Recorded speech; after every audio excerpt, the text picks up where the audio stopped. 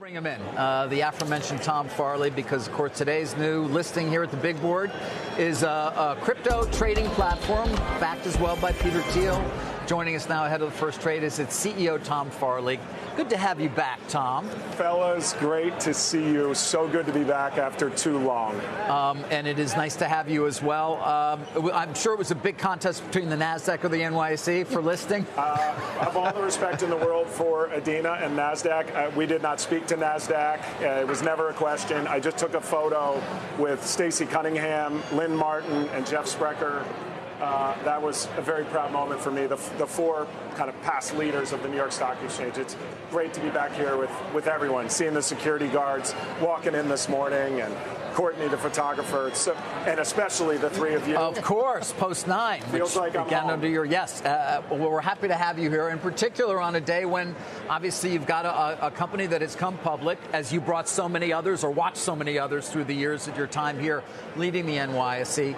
All right, let's talk about Bullish. Your focus, as we said, is on institutional investors. I think I want to make sure that's correct, but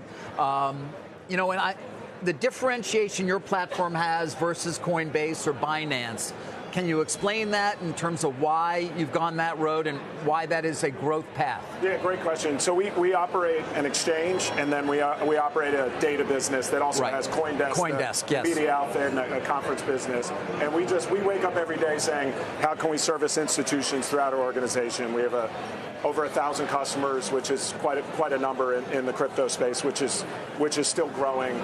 And, it feels like this may be a good time for crypto, because you see the Genius Act coming out of Congress, the Clarity Act that came out of the House are providing an easy on-ramp for institutions to drive into crypto. The last leg of growth in crypto, the last 10 years, was basically all retail.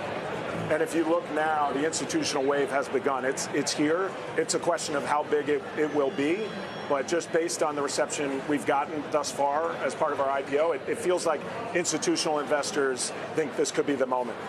Well, it feels like every day we have another capital raise for a company that's following the strategy of selling stock to buy some underlying, whether it's Ethereum or Bitcoin. We've got stable coins all over the place.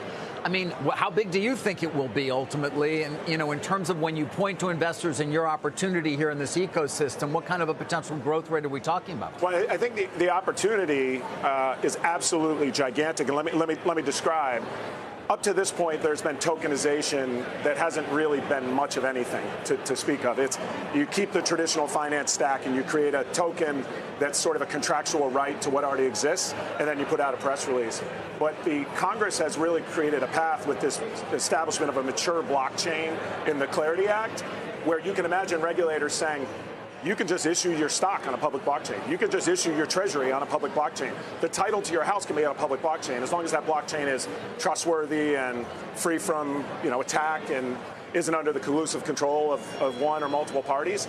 That opportunity is the financial markets. And I do think, look, it may turn out this is a moment of special exuberance. I mean, you see Coinbase was the largest exchange in the world by market cap. Certainly the Circle IPO, the stock was up, you guys know better than me, 11 times, 12 times. It may turn out to be exuberance, but what the market is telling us is that potential isn't so crazy anymore.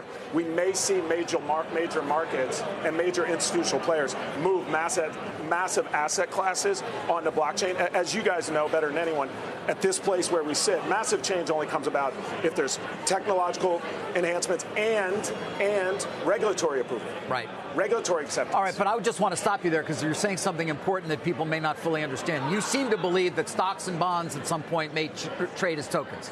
I do, but I'm pragmatic, David, and I'm not saying it's going to happen overnight. These things happen slowly, but suddenly.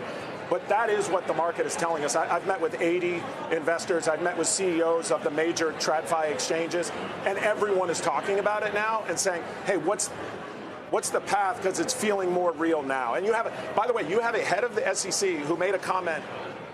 Crypto and America have one thing in common: freedom. So you have a regulator who's actively looking to promote blockchain technology because it is more transparent, it's more efficient, it's more secure. So that's the opportunity. The opportunity is enormous. I'm not telling your viewers that's happening overnight, but that is the opportunity. Right. So if the regulation's gotten more clear, is it the tech that now needs to catch up? Yeah, well, it's the regulation. So in this country, nothing has changed yet with the regulations, right? The Genius Act has just passed. In fact, Congress said, SEC, OCC, CFTC, go away and make the rules. It's still early, and the rest of the world, it's creeping in. Right. This is going to take time, Carl, but it's really exciting. You think foreign governments are as bullish about this whole space as we are? Absolutely. I mean, the MiCA regulation throughout Europe and Hong Kong. Can I share one other thing about our IPO, just to perhaps break a little bit of news here? One thing that we did in our IPO that's a bit different, we allocated 3 million of our 30 million shares to retail. Good. Just going to ask you that, because Reddit is filled with people who got 10 shares. It's very exciting. So we had billions in demand from that segment. I think the total number, don't hold me to this, of total demand approached 30 billion. And we looked at it and we said, we want to break the mold here and we want retail to participate. We think retail is underestimated with respect to their sophistication. And so we went with a full, pardon me, I said 3 million. I'm sorry, it was 6 million. Okay, right. It was 6 million. We almost allocated 20%. It was over 20%. That's great. And we just feel like, I mean, frankly, just selfishly, retail may be the marginal price setter, right? But we also think they're underestimated in terms of their sophistication. So that's one thing that we've done differently here with Bullish IPO.